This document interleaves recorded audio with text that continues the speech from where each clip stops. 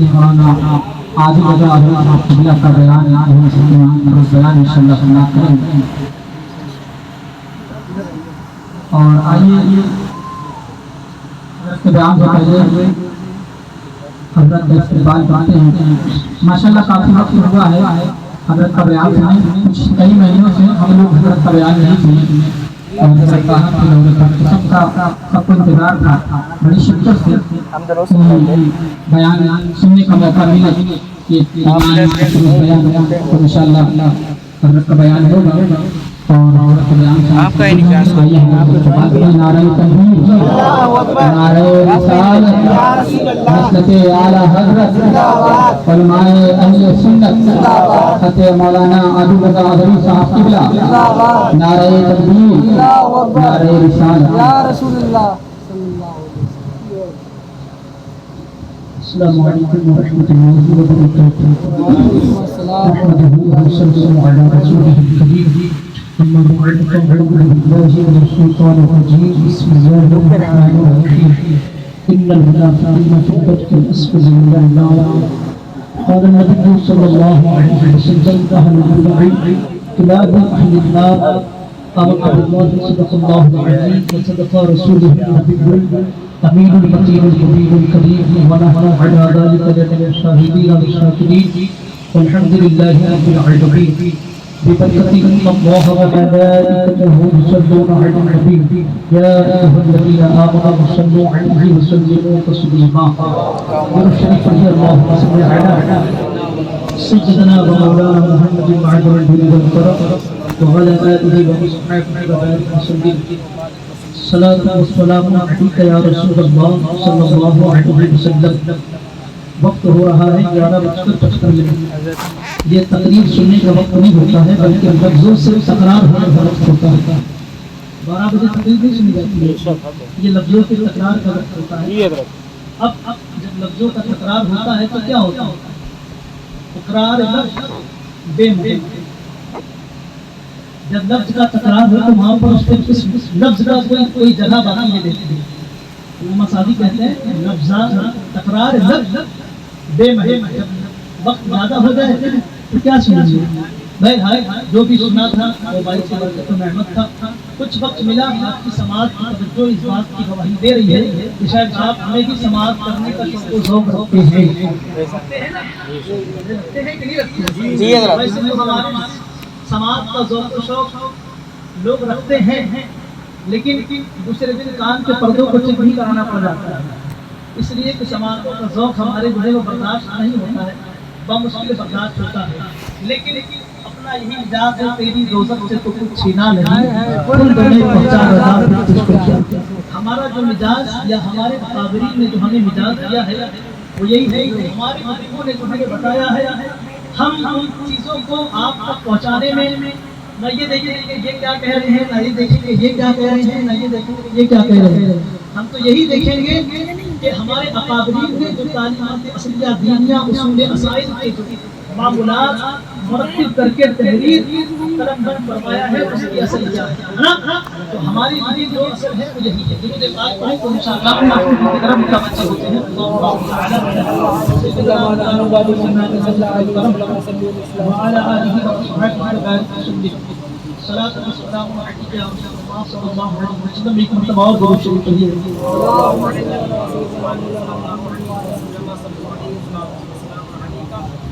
آواز آ رہی ہے اس میں؟ اعلیٰ حضرت عظیم البرکت کا اشعار بہت پیارا ہے، اس سے بغیر جو ہے ترنم کے میں چند اشعار سے گفتگو شروع کرتا ہوں۔ اعلیٰ فرماتے ہیں سر صبح روزہ جھکا پھر تجھ کو کیا، سر صبح روزہ جھکا پھر تجھ کو کیا، دل تھا ساجد نچ دیا پھر تجھ کو کیا، دل تھا ساجد نچ دیا پھر تجھ کو کیا۔ فرماتے ہیں بیٹھتے اٹھتے مدد کے واسطے، بیٹھتے اٹھتے مدد کے واسطے یا رسول اللہ کہا پھر تجھ کو کیا، بیٹھتے اٹھتے مدد کے واسطے یا رسول اللہ کہا پھر تجھ کو کیا۔ اور پھر فرماتے ہیں بے خودی میں سجدہ دریا تمام۔ اعلیٰ حضرت کو سمجھنے کے لیے اعلیٰ ذہن ہونا چاہیے، اور اعلیٰ ذہن قرآن نے بالکل واضح فرمایا سوائے علماء کے کسی کے پاس نہ ہو۔ اور عالم بھی کون ہو؟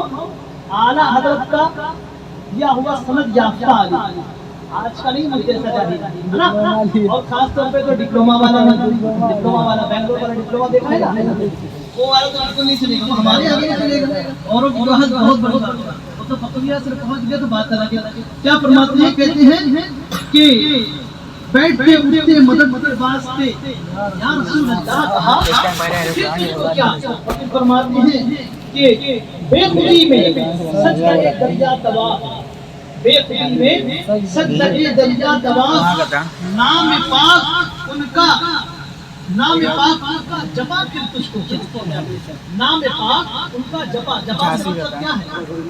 کیا سمجھے؟ جپنا المنقوش کے اندر اشرف علی تھانوی جب پٹکا پور میں آیا تھا، کانپور کا پٹکا پور یہاں آیا تھا، المنقوش کے اندر اس نے ایک بات لکھی ہے، لوگوں نے اس سے پوچھا آپ نماز اثر کے بعد تسبیح لے کر بیٹھ جاتے ہیں، اس کی کیا حقیقت ہے؟ اعلیٰ حضرت کی جپنا دیکھیے، اس کا جپنا دیکھیے، اس کا انگریزوں کے چھپنے پر جپنا تھا، امام احمد رضا کی پشت پہ جو مہر حکومت تھی اس پر چھپنا تھا، یہ دونوں فرق ہے۔ کہتے ہیں کہ آپ جو تسبیح لے کر بیٹھتے ہیں کہ کیا کرتے ہیں؟ المنقوش کی بات بتا رہا ہوں، میری نہیں ہے، تقریر کے بعد آپ دیکھ بھی سکتے ہیں۔ اس نے لکھا عصر کے بعد میں بیٹھتا ہوں کیونکہ یہاں پر معمول ہے فاتحہ وغیرہ کا، اب میں ڈائریکٹ اگر فاتحہ سلام منع کر دوں تو یہ مجھے بھگا دیں گے، نکال دیں گے، لہذا مق اور منافق کا مق، آپ سورہ توبہ دیکھیے بہت تفصیل کے ساتھ، خیر اتنی تفصیل گفتگو نہیں کریں گے چونکہ وقت زیادہ نہیں چند باتیں آپ کو مجھے گزار کریں تو انشاءاللہ اختتام۔ تو اس نے المنقوش میں لکھا کہ جپنے کا جو اصل مقصد ہے وہ یہ ہے کہ تاکہ لوگ آتے جائیں اور اس میں پھنستے جائیں، سمجھنا، یہ جملہ میرا نہیں ہے، یہ اس نے لکھا ہے جن کے وہاں یہ کہا جاتا ہے کہ نبی کا، یہ فتاوی رشیدیہ کے اندر رشید احمد گنگوہی اس کا جو ہے مصنف ہے، اس نے لکھا ہے، میرا کوئی جملہ نہیں ہے، نبی کا جشن عید جشن منانا ایسا جیسے کرسن اور کمیکیا کا جنم دن منانا، یہ میرا جملہ نہیں ہے، یہ ان بہادیوں کا جملہ ہے جن کی آج خطابری جو ہے اچھے اچھے حفاظ اور اچھے اچھے ائمہ بھی کر رہے ہیں، سب کر رہے ہیں خطابری، یعنی کہ سب ان کے پیچھے لگے ہوئے ہیں سلح کلیت، اور ہمیں صبح فون کر کے یہی دیا گیا تھا کہ آپ کو سلح کلیت پر بولنا ہے، تو ہم نے کہا ان چیزوں پہ الحمدللہ ہم لوگ اسپیشلسٹ۔ تو اس نے کیا لکھا کہ جال کسے کہتے ہیں؟ تسبیح جو ہوتی ہے نا، تسبیح لے کے پڑھتا تھا تو لوگ دیکھتے تھے تو سوچتے تھے کہ اصل کی بات کو وظیفہ کرنا ہوگا کیونکہ وظیفہ ہمارے بزرگوں کا معمول ہے، تو کہتا ہے میں وظیفہ نہیں کرتا ہوں، المنقوش کا جملہ ہے، کہتا ہے میرا پڑھنے کا جپنے اور پھیرنے کا مقصد یہ ہے لوگ آتے جائیں اور پھنستے جائیں، اور یہی ہوا کہ لوگ آئے اور پھنس گئے، اور جب پھنسے تو آپ پٹکا پور میں دیکھ آئیے کتنی بڑی اس نے جامع مسجد بنائی، کتنا بڑا مدرسہ بنایا۔ روداد مناظرہ ایک کتاب ہے جس کو ترتیب کی علامہ رفاقت علی علیہ الرحمٰ نے، کانپور کا سب سے پہلا سنی، میری زبان میں اگر سنی ہے تو ان سے پہلے کوئی سنی نہیں تھا، مطلب سنی سے مراد یہ تھی کہ کانپور کے اندر سنیت کی دفاع کرنے والا ان سے پہلے کوئی نہیں تھا، تھوڑی ہمارے لیے آزادی ہو۔ تو جب روداد مناظرہ جب روداد مناظرہ لکھا، روداد مناظرہ آج بھی کتاب موجود ہے، اس کے مصنف کون ہے؟ میں چونکہ صلح کلیت ہے اور کھانا مجھے پٹکا پور سے ہے، اللہ کے پٹکنا گوالٹولی میں، آخری اختتام میرا یہی پر ہوگا، ٹھیک ہے۔ روداد مناظرہ میں لکھا انہوں نے جب عید میلاد النبی کو شرک کہا تو حضرت علامہ مفتی رفاقت علی الرحمٰ بانی جامعہ احسن المدارس، اسی وہی احسن المدارس ہے جس میں سرکار مفتی اعظم تشریف لاتے تھے، سرکار احسن العلماء تشریف لاتے تھے، خانوادہ برکات کے اور خانوادہ رضویہ کے جمیع مشائخ اس میں تشریف لا چکے، اور اتنا ہی نہیں، علامہ مشتاق احمد نظامی رحمہ بہت بڑے عالم الہ آباد میں، انہوں نے صحابیوں کے دانت کھٹے کیے ہیں، الہ آباد میں سنیت کا اگر کسی پر احسان ہے تو علامہ مشتاق احمد نظامی کا ہے، اسی طرح کانپور میں سنیت کا جو احسان ہے وہ علامہ رفاقت علی صاحب کا ہے، اور آپ کی مزار شریف تو کانپور میں نہیں ہے کیونکہ آپ کی آبا وطن میں چلی گئی تھی۔ آپ روداد مناظرہ میں لکھتے ہیں جب تھانوی نے پٹکاپور کی سرزمین پر اس مسجد کو تعمیر کیا، اور تعمیر کرنے کے بعد جب اس نے عقائد اہل سنت پر ڈنڈیاں مارنا شروع کی تو اس وقت حضرت علامہ رفاقت علی علیہ الرحمہ نے ایک خطوط لکھا اور فرمایا کہ اگر تو اپنے عقائد میں جو بات تو کہہ رہا ہے، اگر تو اپنے عقائد میں جامع و معقول و دلیل دے سکتا ہے تو میں تجھے مناظرے کی دعوت دیتا ہوں۔ چنانچہ حضرت علامہ رفاقت علیہ الرحمہ نے اس کو باقاعدہ احسن المدارس نئی سڑک سے پٹکاپور ایک روانہ کیا۔ اس وقت موبائل کا دور اتنا نہیں رہا کرتا تھا۔ حضرت علامہ رفاقت، آپ سمجھے کہ کانپور کی سنیت کیا تھی اور اب کیا ہو گئی؟ بتانا ہمیں اکثر مقصد جو ہے وہ یہ ہے، کیونکہ آپ اسی شہر کے ہیں، اسی شہر کے ہیں، تو آپ لکھتے ہیں کہ اگر تو واقعی اپنے دلائل میں جامع و معقول ہے تو پھر تو آ کر اس مسئلے پر مناظرہ کر لے۔ اگر بات ہوئی ان کی طرف سے چند لوگ آئے اور آنے کے بعد اس کے چند گرو گھنٹالوں نے کہا ٹھیک ہے، علامہ رفاقت علی سے کہا کہ ٹھیک ہے مناظرہ طے کرتے ہیں اور مناظرے کا موضوع وغیرہ طے ہو جائے، اس کے لیے کیا جگہ چنی جائے۔ علامہ رفاقت علی صاحب اس روداد مناظرہ میں 3 جگہوں کا نام دیتے ہیں، فرماتے ہیں حلیم کالج کو چن لو، یا محمد علی پارک کو چن لو، یا نئی سڑک یعنی رجوی روڈ کو چن لو۔ روداد مناظرہ میں 3 جگہوں کا نام آتا ہے۔ علامہ ارشد القادری کو آپ کسی طرح خط لکھ کر بھیجتے ہیں اور فرماتے ہیں اے رئیس القلب مناظر اہل سنت، اچھے وہابیوں کے دال کھٹے کرنے والے، اے علامہ ارشد القادری عطائے امام احمد رضا، اب آپ کی امداد کے لیے کانپور طلبگار ہیں، کانپور میں تشریف لائیں اور ان کے داغ کھٹے کریں۔ علامہ ارشد القادری فرماتے ہیں یہ میرا پرانا تجربہ ہے، یہ جال میں بلا کر پھنسانا چاہتا ہے لیکن خود اپنا ہی جال چھوڑ کر بھاگ جاتا ہے۔ علامہ ارشد القادری کہتے ہیں اے علامہ رفاقت علی ابھی تو میں نہ آ سکوں گا، اس لیے پہلے آپ ان سے باقاعدہ قلم سے تحریر کرا لیں کہ وہ مناظرے پر آمادہ ہوں گے کہ نہیں ہوں گے۔ ادھر سے پھر خطوط جاتا ہے مناظرے کے لیے آمادہ پر، پھر ادھر سے خطوط آتا ہے اور علامہ ارشد القادری علیہ الرحمہ اب پھر خطوط بھیج کے بتاتے ہیں علامہ جو ہے رفاقت علی صاحب سے اور کہتے ہیں کیا ادھر سے کچھ خطوط آیا؟ آپ فرماتے ہیں جی حضور خطوط آ گیا۔ اب خطوط دوسرا جو آ رہا ہے وہ کیا آ رہا ہے؟ کل بروز اتوار ہم سب حلیم کالج میں جمع ہو جائیں گے، آپ اپنی طرف سے جس کو متکلم لانا چاہیں لے آئیں اور نبی کے اوصاف و کمالات، ان کے میلاد، ان کے تمام کمالات پر جو مناظرہ آپ کرنا چاہتے ہیں ہم بالکل کریں گے۔ لیکن آپ دیکھیے عقائد اہل سنت کی کتنی بڑی جیت ہوتی ہے کہ جب علامہ حشمت علی تھا علیہ رحمت و رضوان یہی کنگل گنج کی سرزمین پر تشریف لائے تھے، جب آپ مناظرہ کرنے کے معاملات پر منبر شریف پر تشریف فرما ہوئے تھے، اور ایک واقعیت ہے مناظرے عدلی کے اندر ہے، جب آپ جبل پور میں مناظرہ کر رہے تھے اور منبر پر تشریف فرما تھے تو آپ نے یہی کہا تھا اے سنیوں کیا تمہیں اس بات کا حق اور باطل میں فیصلہ نظر نہیں آتا؟ میں جبل پور کی سرزمین سے رات بھر یہ کہہ رہا ہوں نبی کو اللہ کی عطا سے علم غیب ہے، اور یہ رات بھر کہہ رہا ہے کہ نبی کا علم تو ایسا جیسے پاگل جانوروں کا، یہ رات بھر کہہ رہا ہے کہ نبی کو علم غیب نہیں، یہ رات بھر کہہ رہا ہے کہ نبی کا علم تو ہے پیٹھ کے پیچھے بھی نہیں ہے، اور یہ رات بھر کہہ رہا ہے کہ نبی کا علم تو شیطان کے مشابہ ہے۔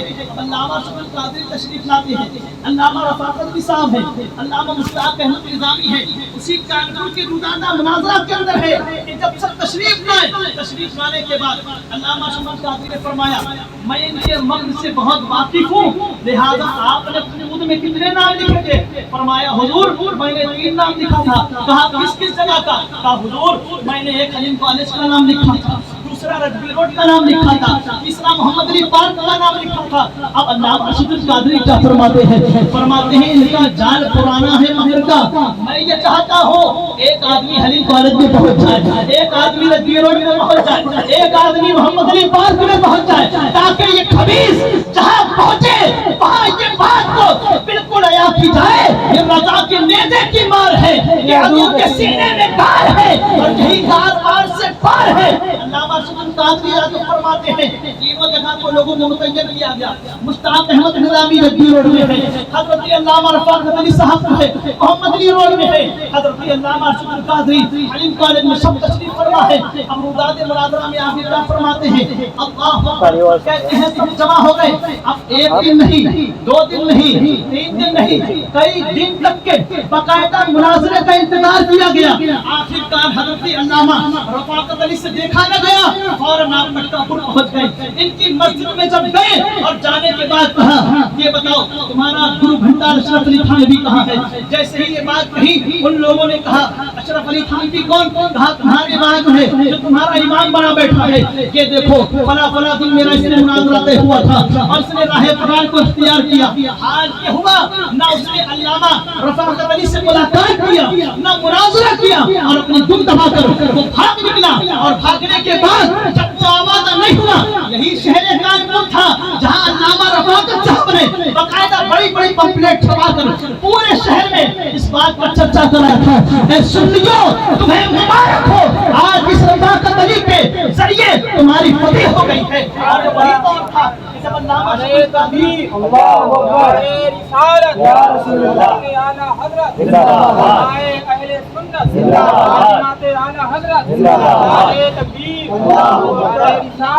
صاحب نے جب یہ پورا جمع کیا اور جمع کرنے کے بعد جب پورے شہر میں کمپلیٹ چھپوایا تو اس وقت لوگوں نے پھر یہ کہا تھا کہ نہیں. پھر علامہ رفاقت صاحب سے علامہ مشتاق احمد نظامی اور علامہ شکر القادری اور دیگر لوگوں نے فرمایا تھا وہ مناظرہ کرنے کیسے آئے گا؟ یہ وہ کانپور ہے جس کو سنیت میں سونے کی چڑیا کہا جاتا تھا. یہ بات اس وقت کے اکابر نے فرمائی تھی، لیکن آج بڑا افسوس ہوتا ہے 12 تقریریں یہ واقعہ وہ قصہ جمعے کی نماز میں قوم کو گھما کر صلح کلیت کا ایسا جام پلایا. سب برابر ہوا کیا؟ پالیٹکس کا مزاج کیا اور اعتدال کی صورت کو لا کر قائم کیا، اور اس کے بعد اہل سنت کی ایک بڑی تعداد کو وہاں لا کر کھڑا کیا جہاں پر کفر و ارتداد کا حکم ظاہر ہوتا. اور حضرت مفتی جلال الدین احمد رحمۃ اللہ تعالی علیہ کی رسالے میں نقل فرماتے ہیں، بدمذہبوں کے رشتے میں فرماتے ہیں ارتداد کے حکم میں پہلی جو فہرست ہے وہ گمراہی کی ہے. اور وہ گمراہی کا آپ فرماتے ہیں وہ گمراہی کی پہلی فہرست یہ ہے کہ بندہ سب کو برابر جانے. کیا برابر جانے؟ آج آپ بیٹھے ہیں یہاں محفل میلاد میں بیٹھنا بہت اچھی بات ہے، اور محفل میلاد میں بیٹھ کر اور وہاں کا ذکر و اذکار کرنا سب اچھی بات ہے. ابھی یہاں سے اٹھیں گے، اس گلی سے باہر آئے، صبح روڈ پہ آئے، ایک ایسا بددماغ آدمی ملا اور اس علاقے میں ایک بددماغ رہتا بھی ہے، 2 پائے کا جانور ہے، اس کی عقل نہیں ہے، اس کی عقل جو ہے ہی نہیں. وہ چند کتابیں دنیاوی پڑھتے اور امور دنیا پر غالب آنے کے بعد سوچتا ہے سب کا حاکم میں ہوں، حالانکہ اس کو ابو جہل کا پورا جو ہے خطاب دینا چاہیے. صحیح بات ہے، وہ حاکم نہیں ابو جہل ہے. تو ہوتا کیا ہے چند لوگ پہنچیں گے، اب کون پہنچے گا؟ اچھا پہنچیں گے بھی کون؟ یہ پوری یہ پیاز بیچتے ہیں تو یہ پہنچے گا، وہ چائے بیچتے ہیں تو وہ پہنچے گا، ٹھیک ہے، یہ بریانی بیچتے ہیں تو یہ پہنچے گا. اچھا ہم لوگوں کے پاس نہیں آئے گا. کیوں ہم لوگوں کے پاس اس لیے نہیں آئے گا کہ دین کے امور میں ایم ایس سی اور بی ایس سی کی کتابیں کام نہیں آتی ہیں. امور دینیا میں جو کام آتا ہے وہ قرآن، حدیث، اجماع اور قیاس کا آتا ہے. اور خدا کی قسم میں ایسے بد ذہن والوں سے اس بات کا اعلان کرتا ہوں کہ قرآن و حدیث، اجماع، قیاس کی تشریحات کو بہت دور کی بات. تو خالی ان کی تعریف بتا دے میں تیری غلامی کروں. خالی قرآن کی تعریف بتا دو، حدیث کی تعریف بتا دو، اجماع کی تعریف بتا دو، قیاس کی تعریف بتا دو، یہی بتا دو. تشریحات کا بہت میرا گلا تھوڑا بیٹھا ہوتا ہے اس لیے سمجھ میں آ رہا ہے، سمجھ میں آ رہا ہے کہ نہیں؟ ہاں سننا، غور سے سننا، لے کر جاؤ کچھ. آج کل نکڑی چپڑی کی جاتی ہے نا. تھوڑا واقعہ سنا دو، آپ نعرہ لگا دیں گے بات ختم. بھیا ایسا مزاج ہے یا ایسا مزاج ہی نہیں، الحمدللہ خوب جانتا ہوں. تو اب وہ کیا ہوتا ہے، اب یہ چائے بیچنے والے، بریانی بیچنے والے باہر جب نکلیں گے تو ایسے پالیٹکس لوگ جو پالیٹکس مزاج رکھتے ہیں نا، سب کا ساتھ سب کا بکا. بھائی یہ بی جے پی میں تھا، سپا میں تھا، کانگریس میں تھا، دین میں کیسے آ گیا؟ دین میں کب سے آ گیا سب سیاست کا وکار؟ دین تو وہ تھا ان الدین عند اللہ الاسلام، اور دین تو وہ تھا لا اکراہ فی الدین۔ دین میں کب سے آ گیا؟ تو نے تو دین میں لا کر جمع کر دیا، دین میں ہی نے لا کر جمع کیا۔ اچھا جب مرے گا یہ تو اس کا حال کیا ہوگا؟ ہمیں تو یہی سمجھ میں نہیں آتا۔ اور دل کے پھپھولے تو جلے ہوئے ہیں، وہ آگ تو لگنا نہیں پڑے گی، کیا چھوڑ دیں گے کیا؟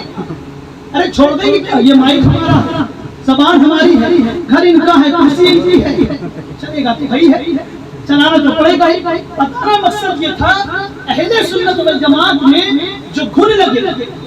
میں بہت آسان تشریحات میں کر رہا ہوں تاکہ آپ کو ہر چیز سمجھ میں بھی آ جائے اور میرے گلے کے مطابق آپ کی گفتگو بھی ہو جائے۔ جو دین کے اصولات میں اصل تھا اس کو چھوڑا، چھوڑنے کے بعد اب یہی لوگ ایسے لوگوں کے پاس جاتے ہیں۔ اب سننے کا پوری بات، جانے کے بعد صبح جاؤ، وہ تقریر ہو رہی تھی آپ کے وہاں، کیا بھائی سنی بھابی دیوبندی کیا ہے؟ ہم سب کلمہ ایک نبی کا پڑھتے ہیں، سنی بھابی کا کیا ہے؟ اچھا کلمہ تمہیں جانا تھا، ہم لوگ نے نہیں جانا تھا۔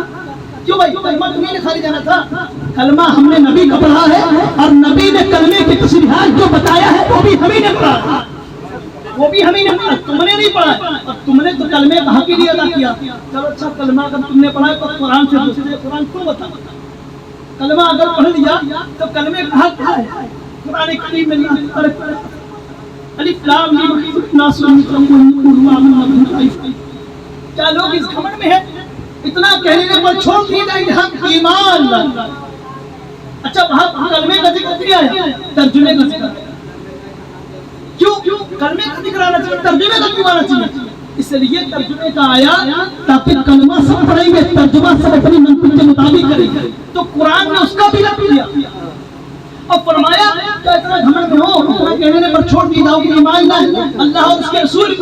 اچھا بات صرف اللہ پر ہو جاتی کہ ایمان اللہ پر ہے، رسول پر کیوں؟ رسول پر کیوں؟ امام غزالی کے احیاء العلوم اس مسئلے پر امام غزالی احیاء العلوم فرماتے ہیں سرکار فاروق اعظم کے زمانے میں ایک شخص جا رہا ہے، لا الہ الا اللہ کی تکرار کر رہا ہے۔ حضرت فاروق اعظم نے ایک بار سنا، دو بار سنا، کھینچ کر تماشا دیا، فرمایا کہ اس کے آگے کیا ہے؟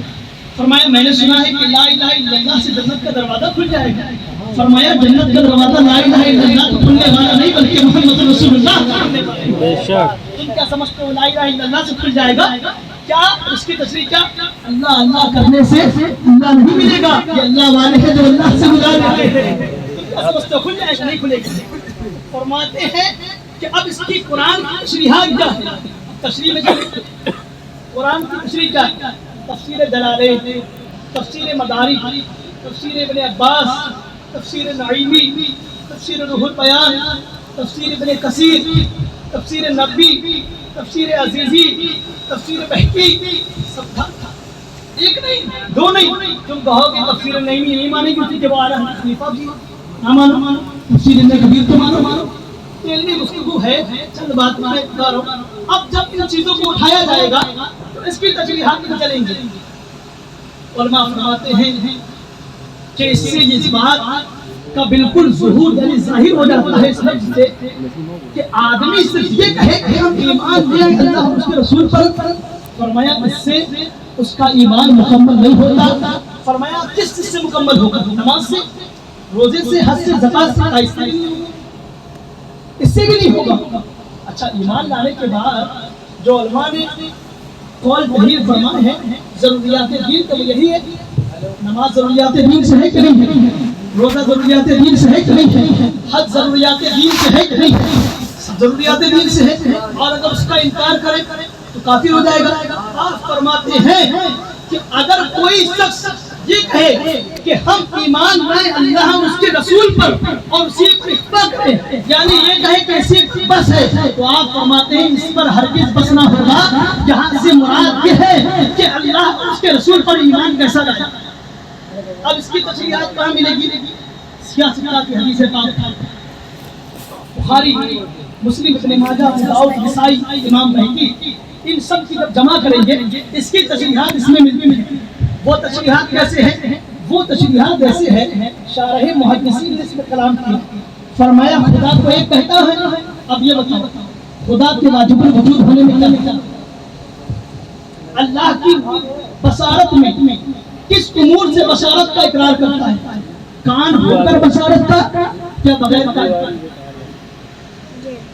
अल्लाह की नजर यानी कि जब वो देखता है, देखने में क्या हकीकती है? आंख से नजर या आंख के बगैर नजर? ये है असल रसूल। इसका आपको उसकी मिसाल देखिए, कुरान ने ये क्यों कहा? फतावा समाइया अहले हदीस की बहुत मोतबर किताब है, उनके नजदीक, हमारे नजदीक नहीं। फतावा समाइया के अंदर है अल्लाह तबारक व तआला जिस्म जिस्मानियात रखता है। अगर कोई बंदा ये कहे कि अल्लाह तबारक व तआला जिस्म जिस्मानियात रखता है, इसके मुताबिक मैं आपको एक बात बताऊं।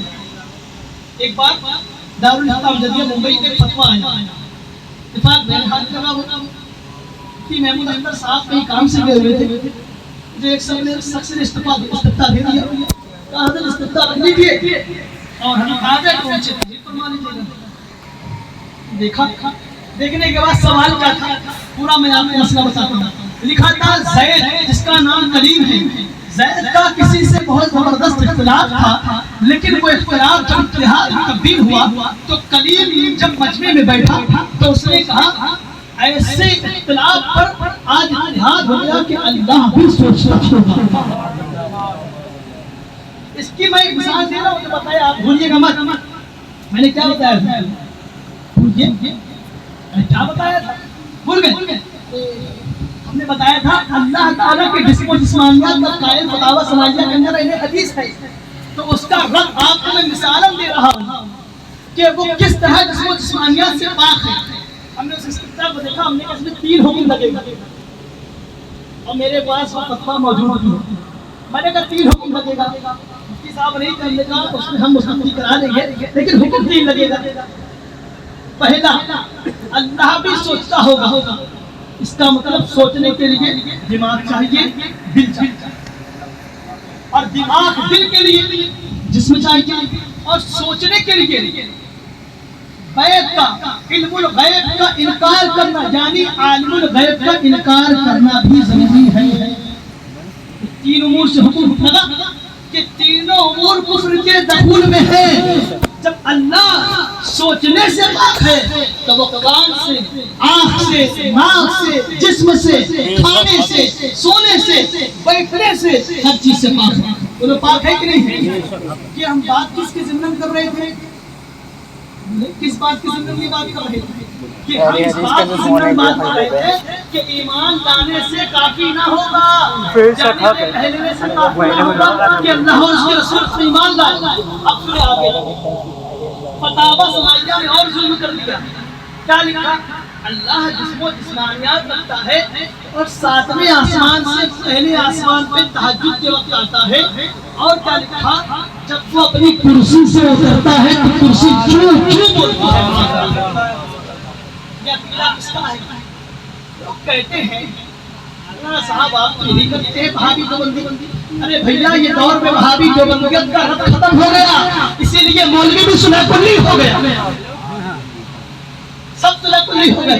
इल्ला माशाअल्लाह चंद मिलेंगे जो खड़े होंगे अपने पैमाने पर, वरना कमेटी वाली बात हो गई। क्या तुम्हें यकीन नहीं अल्लाह खैरुल राज़िकीन पर?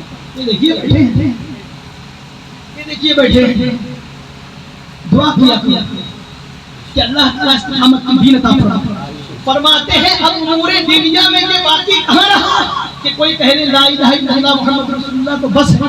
उसकी एक मिसाल मैंने दी है। अब आप बताइए, इंसाफ के साथ बताइएगा, मैं दरसी गुफ्तगू कर रहा हूँ, तकरीरी नहीं, इंसाफ के साथ बताइए अहले हदीस के एक फतवे से वो मुसलमान बचा? अरे बोलिए, आप ही बोलिए।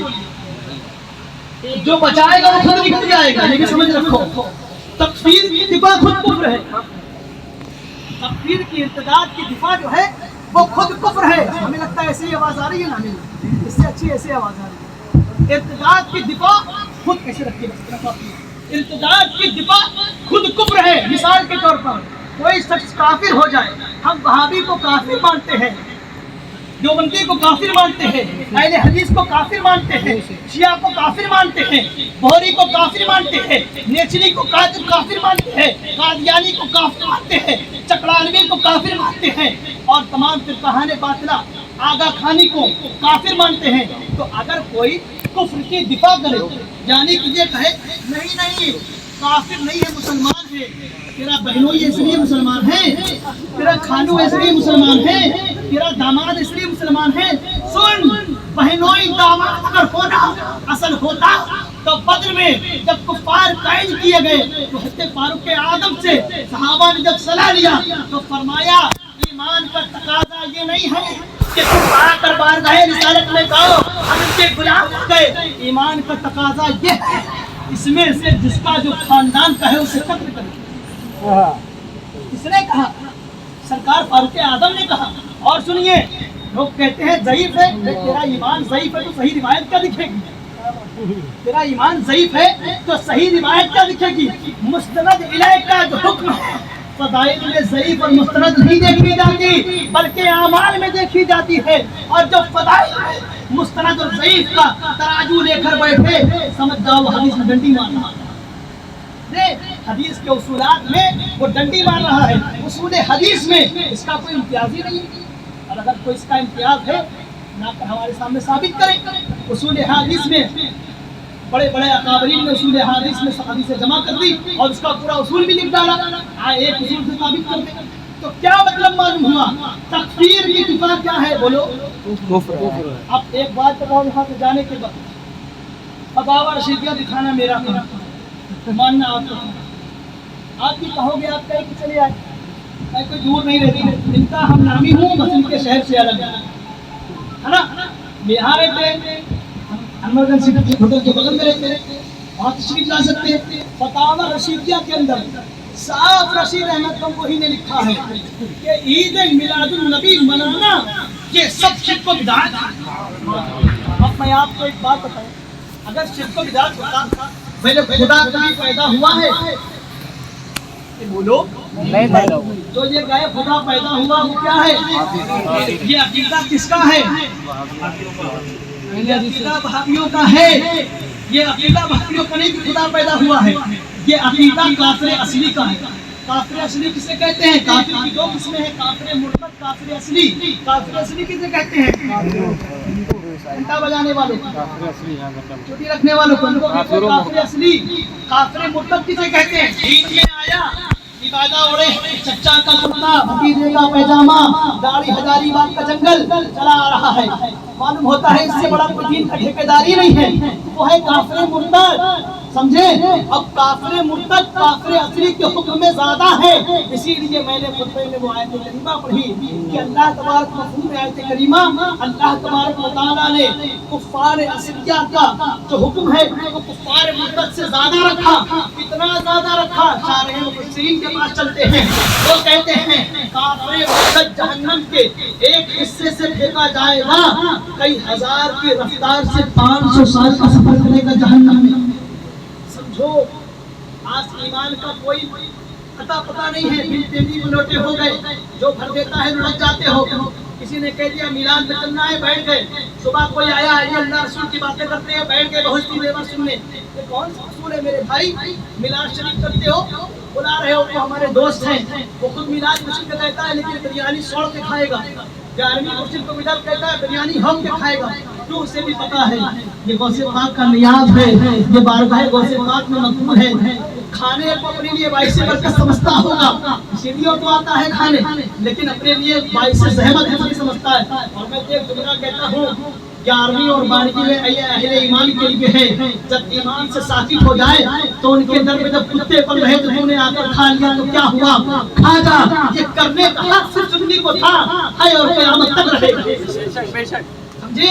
تو اب کافر کے اقسام کتنے ہوئے؟ 2, کافر اصلی, کافر مرتد. اب کافر اصلی سے بدتر کون؟ کافر مرتد کون؟ وہابی.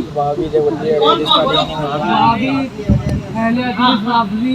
اچھا, وہ کلمہ گو ہو کر بھی کافر ہو گیا. اچھا, اب کافر مرتد کب ہوگا؟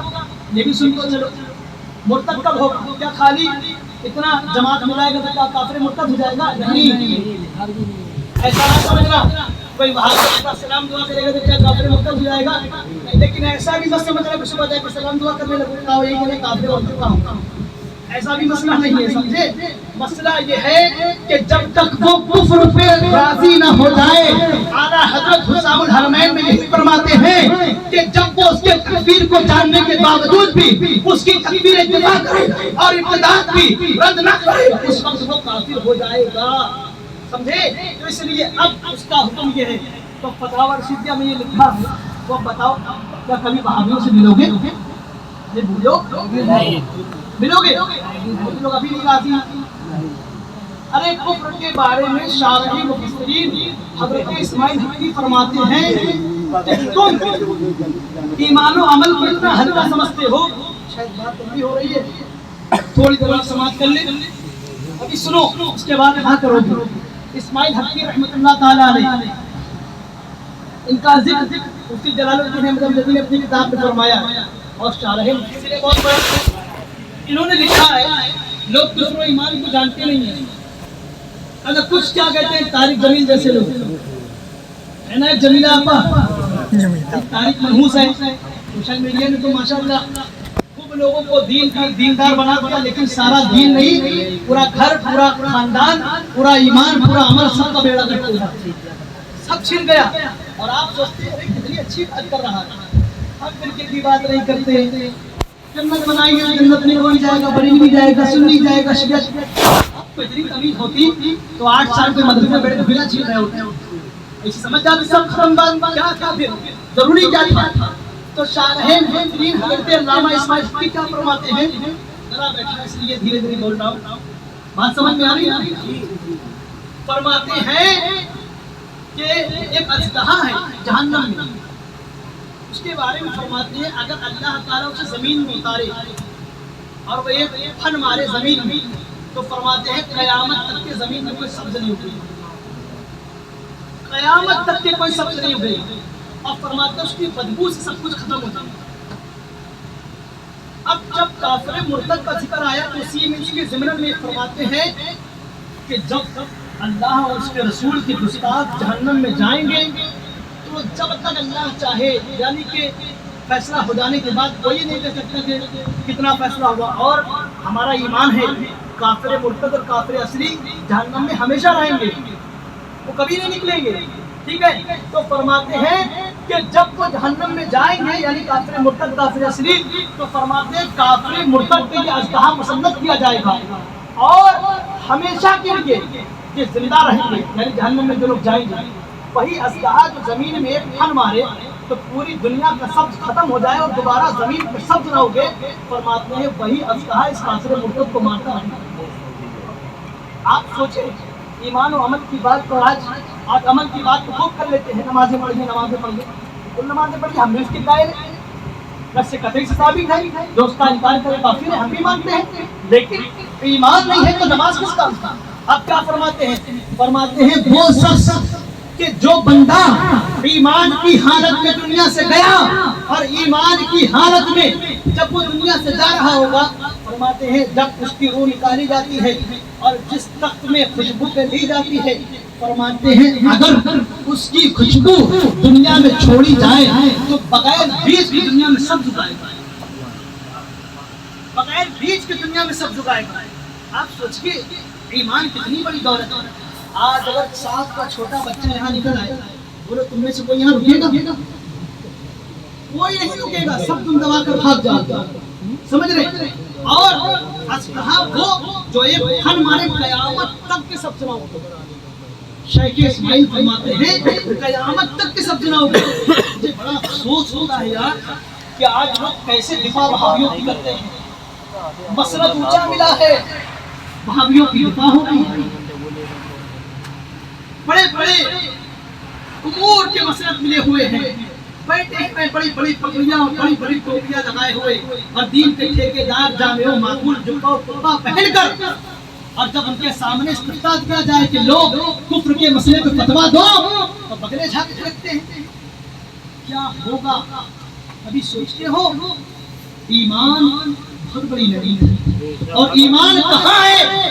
ایک ہی در ہے، ایک ہی سینٹر ہے، ایک ہی پلیٹ فارم ہے، اور وہ کیا ہے؟ مسلک اعلیٰ حضرت۔ اور وہ اس سے پھر جائے، بولو بچا پھر وہ کہیں گے، اس خطہ میں ایک مسئلہ ہو رہا ہے. کسی صاحب نے کہا اگر کوئی اعلیٰ حضرت کو نہ مانے تو کیا وہ کافر ہو جائے گا؟ اس کی تشریح کر دو. ہو سکتا ہو کیوں رہی جائے. لو بھائی پورے دین کو اعلیٰ حضرت میں سمیٹ کر رکھ دیا. دین کون لایا؟ محمد عربی. دین کہاں سے آیا؟ سعودی سے آیا. دین کہاں سے آیا؟ بولو سعودی سے آیا. دین سعودی سے آیا تو ہندوستان میں بھی آیا نا. خالی سعودی میں رہ گیا. دین سعودی میں نہیں آیا تھا, دین عرب میں آیا. اور سعودی میں دین کو کس نے برباد کیا؟ عبد الوہاب نجدی نے 4 ائمہ کے مصنف کو ہٹایا, ائمہ پر قتل کرایا, اور ترکی حکومت پر قتل کرانے کے بعد تاریخ نجد و ہدایت میں علامہ مشتاق احمد نظامی قلم بند فرماتے ہیں, کہتے ہیں یہ تو ترکیوں کی شدتیں تھیں اور یہ تو ترکیوں کا رحم تھا اور دل میں عشق مصطفیٰ تھا جو آزادی رکھ دی, ورنہ عبد الوہاب نجدی کے دانت کٹے کر دیتے تھے. یہ تو ادب تھا.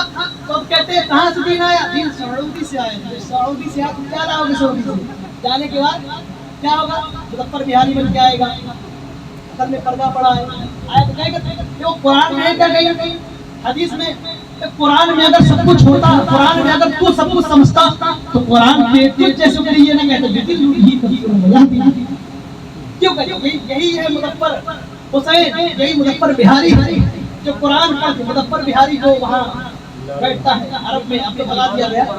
ہاں تو قرآن نے اسی کے لیے کہا یہی مظفر ہے, یہی تھانوی ہے. سمجھ رہے ہیں مظفر تو ابھی کا ہے, ابھی وہ دور تھا. ہاں یہی تھانوی ہے جو قرآن کو پڑھ کر گمراہ ہو جائے گا اور انا فتحنا لک فتحا مبینا کا ذکر کرے گا. اے نبی ہم نے آپ کی پچھلے اور اگلے گناہ معاف کیے. یہی تھانوی ہے جو قومت دو اندر فہدہ کا ترجمہ کرے گا کہ اے نبی ہم نے آپ کو شریعت سے بتا ہوا آیات بتا دی. ہم کہتے کنزول ایمان پڑھو, کہتے بھائی قرآن تو ایک ہے, آپ کنزول ایمان کی بات کر رہے ہیں. ارے ہاں کنزول ایمان ہی تو جانے ایمان ہے.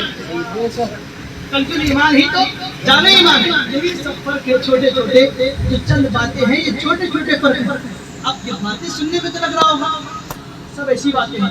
صبح آپ سوچیں گے بات ختم, سارا معاملہ ختم. اپنے ایمان کا دار و مدار بتاؤ, کیا بچاؤ اس دور کی فتن میں, کیا بچاؤ. کچھ لوگ تو خان کے ہیں, اب ربیع نور شریف آ رہا ہے, میلاد شریف خوب دو, بالکل کریے. تقاضے حقیقی ہے, میلاد شریف نہیں کریں گے تو کون کرے گا؟ شیطان صلاح کے ساتھ سوئیں گے, وہ سوئیں گے کہ نہیں سوئیں گے؟ جلوس والے دن کھڑے ہو کر کہیں گے بدعت ہے. اچھا بدعت کو بھی اس کے اصول کے الفاظ سے بھی بے بہر کر کے بدعت ہے. اچھا چلو اقسام بدعت بتا دو. اقسام بدعت پڑھائیے نا. اقسام بدعت آ گیا یہ. بولو بدعت کی کتنی قسمیں ہوتی ہیں؟ تین قسمیں. کون کون سی؟ بدعت سیئہ, بدعت حسنہ, بدعت مباح. بدعت سیئہ, بدعت حسنہ, بدعت مباح. حالانکہ اس کی قسمیں 10 ہیں, لیکن 3 امور اصول میں علماء نے لکھی ہے. اور ایک ہے بدعت واجبہ. بدعت واجبہ کس بدعت کو کہتے ہیں؟ جو قرآن و حدیث سے ثابت ہے. بدعت واجبہ کس کو جو ہم کر رہے ہیں وہی بدعت واجبہ ہے. وہاں بھی رد کرنا یہ بدعت واجبہ ہے. اہل حدیث کا رد کرنا یہ بدعت واجبہ ہے. اگر کوئی نہیں کرے گا اور ان کی تکفیر کو دفاع کرے گا تو کافر, اور اگر دفاع نہیں کرے اور حکمتوں کا ٹولا مٹولا لے کر گھومے تو اشد گناہگار. اس لیے کہ اعلیٰ حضرت فرماتے ہیں نماز تو صرف فرض عین ہے اور بد مذہبوں کا رد جو ہے وہ فرض عادت ہے.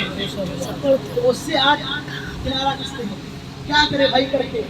کیوں کریں گے تو نظرانہ چلا جائے گا, کریں گے تو خبیث جیسا ناراض ہو جائے گا, کریں گے تو وہ فلاں صاحب نے منع کیا, فلاں صاحب نے منع کیا. اچھا فلاں صاحب ہے کون؟ تجوید سے سورہ فاتحہ ہی پڑھ کر سنا دینا. تعوذ اور تسمیہ کا فرق نہیں بتاتے.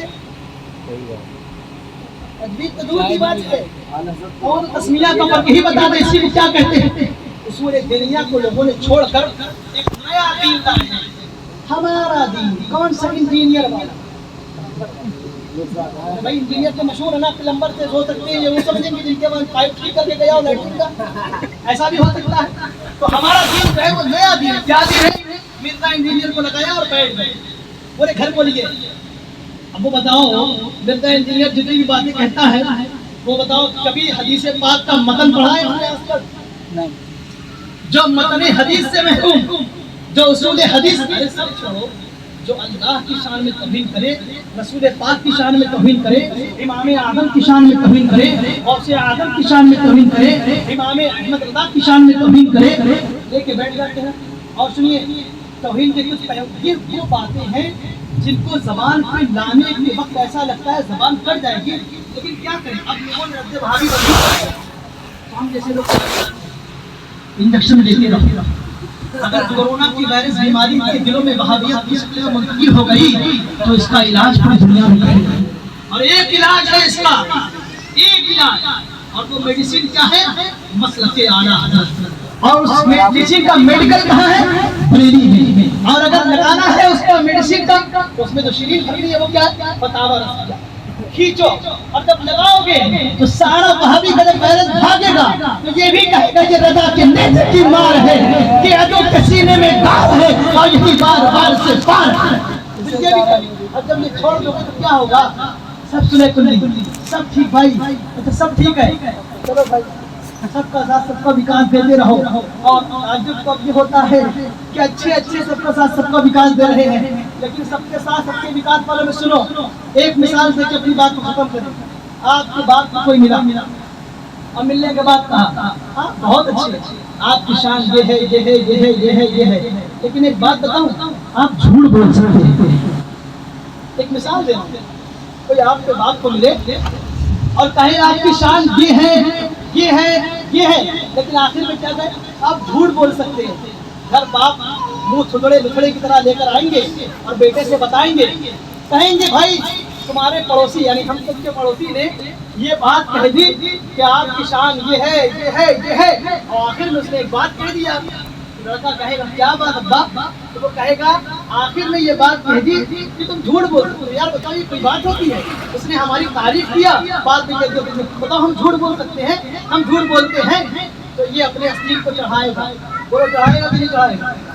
آپ کو کہا ہے نا یہ اپنی استیل چڑھائے گا اور جائے گا گریبان پکڑے گا اور کہے گا بولو تم نے میرے باپ کی تعریف کی آڑ میں میرے باپ کی توہین کیا ہے.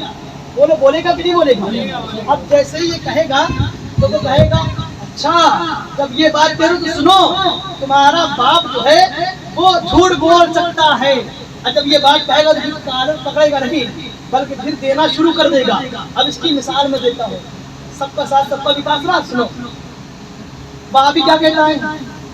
جو مانگنا ہے اللہ سے مانگو، جو مانگنا ہے اللہ سے مانگو. اللہ کے سوا کوئی نہیں دے گا، سب اللہ دینے والا ہے. اللہ سے مانگو، اللہ سے ڈرو. اچھا لگتا ہے سارا خوف نہیں پڑ رہا، سارا خوف جو ہے اللہ کے نہیں پڑ رہا. لیکن اب ہمیں ایک بات بتا دیں، کتاب اٹھائیے فتاوی رشیدیہ باب نمبر 2 باب الامکان کس سمجھے؟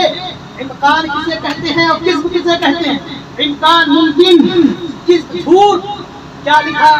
اللہ تعالیٰ ہر چیز پر قدرت رکھتا ہے. یہ کیا ہوئی تعریف؟ اور تعریف ہوئی کہ نہیں ہوئی؟ اس کی مثال سمجھنا جو بھی بتایا ہے. اللہ تعالیٰ ہر چیز پر قدرت رکھتا ہے کیونکہ قرآن فرماتا ہے ان اللہ علی کل شیء قدیر. لیکن یہ بھی یاد رکھو امکان کس میں باری تعالیٰ جھوٹ بولنے پر بھی قادر ہے.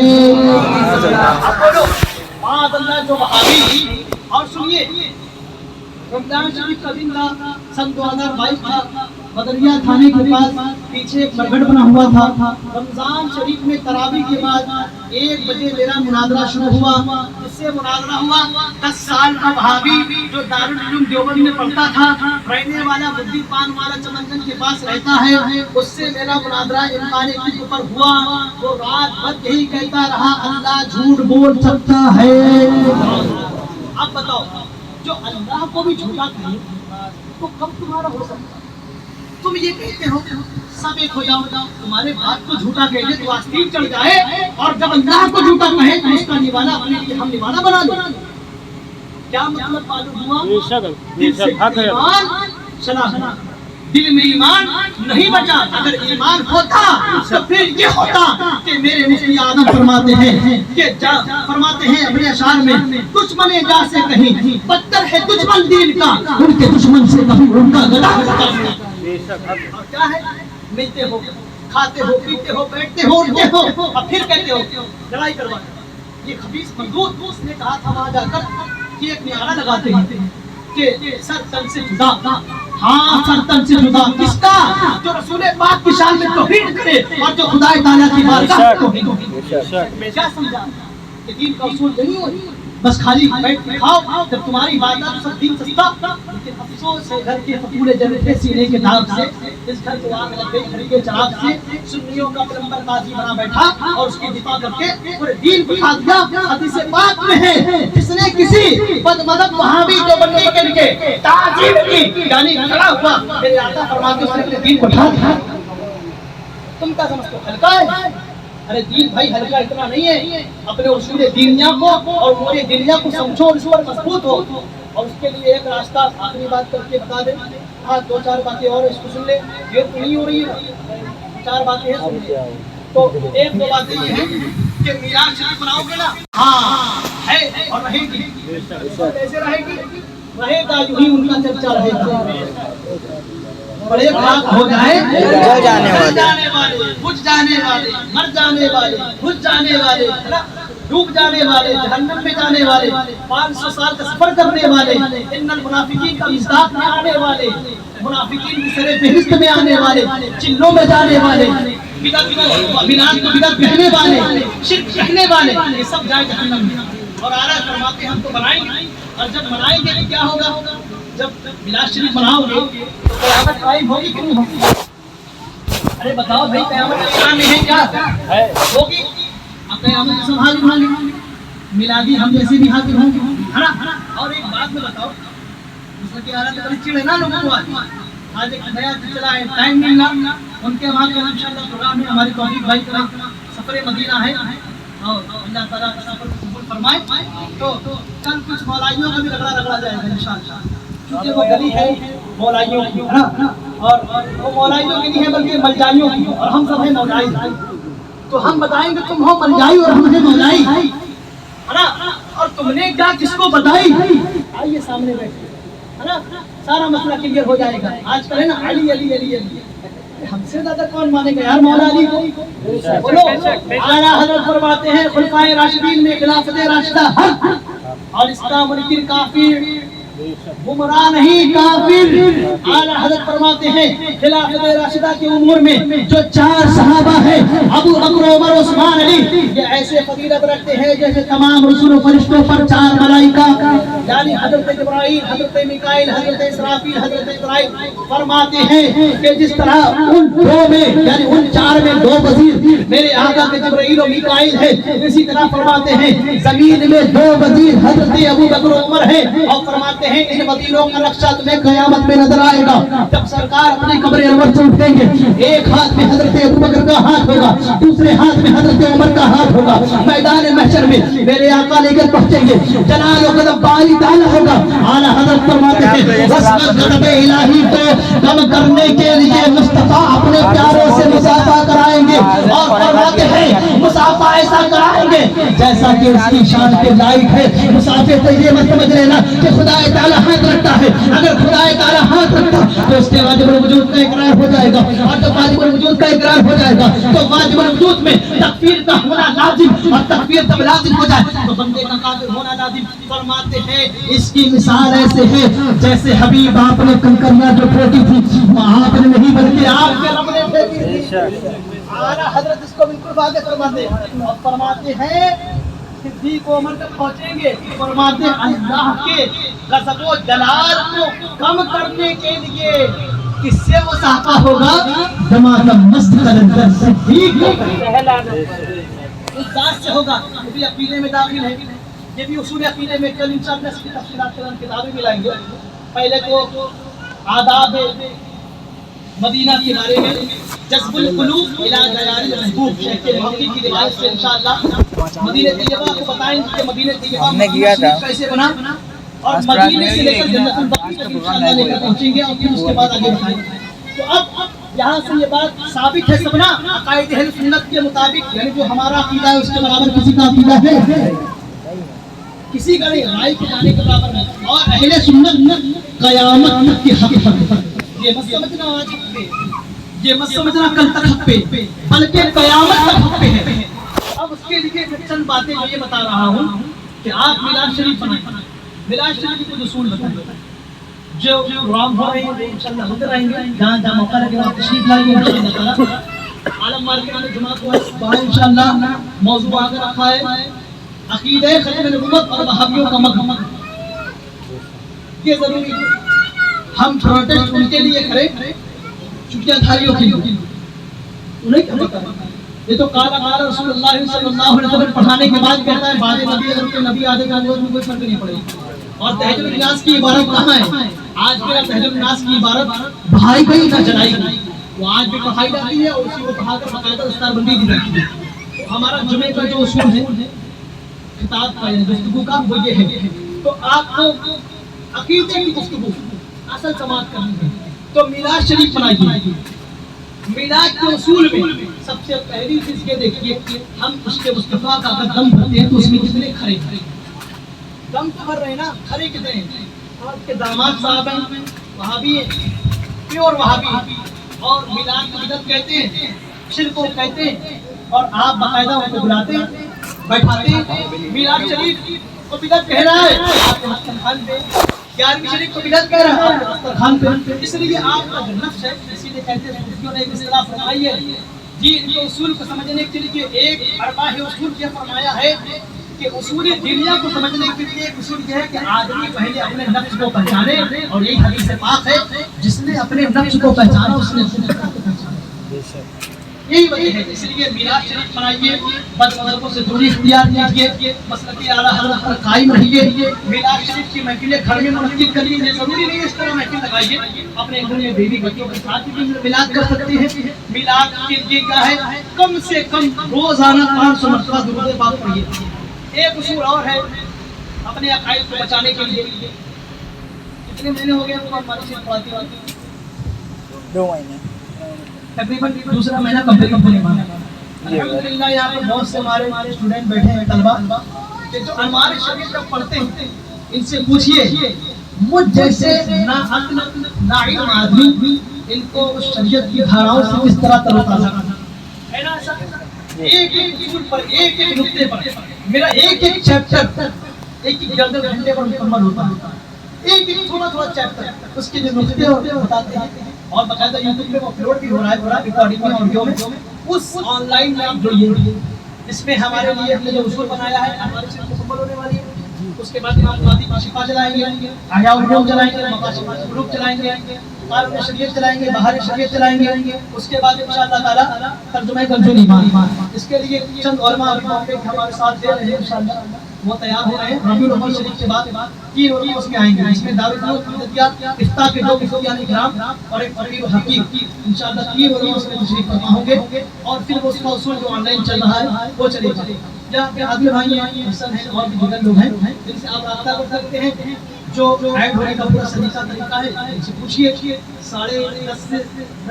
10 سے 11 تک چلتا ہے، اور 15 منٹ میں سوال و جواب کا پروگرام اسی میں آن لائن ریکارڈنگ، ویڈیو نہیں آڈیو، اس میں آپ سماعت کر سکتے ہیں۔ آپ کو سوال پوچھنا ہے سوال لے سکتے ہیں، آپ کو لکھت میں استفتاء لینا ہے، آپ ہمارے media.com ہمارا ہے دارالاسلام مدیہ ممبئی، اس پہ آپ آن لائن فتویٰ لکھیں، اور انشاءاللہ 7 دنوں میں بامبے امبیدیا سے نبی نے شریف شریعہ سبحان اللہ بولو حضور شریف شریعہ کے نواز سے علامہ مفتی محمود اختر صاحب قبلہ خود اپنے ہاتھوں سے ٹائپ کراتے ہیں، اور پھر اسے باقاعدہ ای میل کے ذریعے بھیجا جاتا ہے، بہت سے طریقے، اور وہ فتویٰ ایسا ہے نا کہ جب پیش کیا جائے گا کسی قاضی کے سامنے نا تو اس کو راضی ہونا پڑے گا، کیونکہ وہ فتویٰ عام جگہ کا نہیں ہے، فتویٰ وہ دارالاسلام امبیدیا کا، اور امبیدیا فتوے بڑے معنی رکھتے ہیں، بات تو کم جگہ کا ہے۔ کوئی فتویٰ کا انکار، یہ بھی مسئلہ سن لو، کوئی فتوے کی تحقیر کرے تو کافر، سمجھے؟ آج تو لوگ فتویٰ دینے سے بھاگ رہے ہیں اور فتوے کو بدل رہے ہیں، کوئی فتویٰ دینے سے بھاگنے والا بدلنے والے کو دور رہا، کوئی فتوے کا انکار کرے۔ یہ داڑھی کیا ہے؟ سنت ہے، تحقیر داڑھی سنت کی تحقیر کو سمجھے؟ کوئی داڑھی شریف کی توہین کرے، کس کی داڑھی؟ نبی کی داڑھی، نبی کی داڑھی عرفوں والا ہے۔ امام شبیل نے لکھا ہے بقایا کے اندر اور بیضاوی کے اندر ہے کہ وہ تو بڑی عرفوں والا ہے، بال شریف کو بلوا کے کافی، یہ ہماری آپ کی داڑھی سنت مبارکہ جو ہے اگر اس کی کوئی تحقیر کرے معاذ اللہ، اور اس کی کوئی جو ہے اگر توہین کرے تو دین سے چلا جائے، آپ سوچتے ہیں بس ہم تو کلمہ پڑھ لیا جمعرات میں بڑھیا بڑا والے بندہ آ ہی جاتا ہے کھانے کے لیے، جتنی کس کے گودا نکالیں گے اتنے بڑے مسلمان، وہاں کا اصول ہے میرے بھائی، جتنی کھری اور اونچی موٹی کھائیں گے اتنے بڑے مسلمان، جتنا جل کے بریانی کھائیں گے اتنے بڑے مسلمان۔ کون سا اصول ہے تم اپنی اولادوں کو سکھاتے ہو، نہ خود سیکھتے ہو؟ حال کیا ہوگا؟ برود محشر ہوگا، تم بھی موجود ہو کہ تمہاری اولاد تمہاری گربان کو میں نہیں کہہ رہا، انسان کے لیے ایک لمبا بخشید اس کی اولاد ہے، بات کرنے کے مر گئے اولاد کو دین نہیں دیا، جانے کے بعد بات قبر کو کہے گا وہ تو مشرک ہے ماں۔ اور سنو ایک عقیدہ یہ بھی ہے بھابھیوں کا کہ نبی کے ماں باپ جو ہے وہ معاذ اللہ کافر ہیں۔ طائف جب آپ جائیں گے مکہ شریف سے طائف میں، وہاں پہ طائف میں جنگل اندر پڑتا ہے، حدیث پاک میں اس کی بہت روایت ہے، تفسیر ہو جائے گی، لیکن ایک بات بتا دیں، گندا گندا عقیدہ یہ بھی ہے وہاں باقاعدہ کانٹوں کے اوپر جال بچھا دیے ہیں اور دو جو ہے وہاں پہ پولیس والے کھڑے ہوتے ہیں اور باقاعدہ وہاں پر حکم یہ ہے کہ اگر کوئی وہاں جائے گا فاتحہ پڑھنے دعا کرنے تو انکاؤنٹر کا حکم ہے کہ انہیں گولی ماری، اور وہ کہتے ہیں کہ یہ معاذ اللہ مشرکہ۔ آپ جا کے دیکھو، پریکٹیکلی بھی دیکھو اور تھیوری بھی آ کر پڑھو، اس کی تفصیل نہیں ہے، ایسے میں ثابت کرتا۔ یہ گندے عقیدے ہیں میرے پیاروں، ہاتھ جوڑ کر کہتا ہوں خدا را اپنے عقیدے کی کچھ خیر ہے، علماء نہیں مر گئے ہیں الحمدللہ، علم کی باقی ہے علماء کا، آپ رجوع کرو، کوئی آپ کو صحیح مسئلہ نہیں بتاتا، ہم رجوع کرو کے پاس انشاءاللہ ہم آپ کے مسئلے کو ہر طرح سے قرآن و حدیث کے دلائل سے روشن کریں گے، لیکن خدا اپنے ایمان کو خیر میں لاؤ، آپ کا ایمان اتنا سستا نہیں ہے، اور ایمان کے وجہ کیا ملنے والی ہے جنت، اور جنت کس کے وجہ ملے گی، کس کے صدقے ملے گی؟ مصطفیٰ۔ اور اگر کوئی ان کے در سے پھر جائے، ایمان نہ رہے، دامن مصطفیٰ جو چھوٹا تو پھر سب گیا، اور یوں ہوا جو تیرے در سے یار پھرتے ہیں در بدل وہی حال پھرتے ہیں، آج نے ان کی پناہ آج مدد مانگ ان سے، پھر نہ مانے جو قیامت میں اگر مان گیا۔ موضوع میرا سارا رہ گیا، بات سنی نہیں ہوئی کیونکہ میں نے جو آیت کریمہ اور جو حدیث کریمہ ابن ماجہ اور نسائی کی پڑھی وہ ابھی نہیں ہے، باقی انشاءاللہ پھر موقع رہے گا، بالکل لا الہ الا اللہ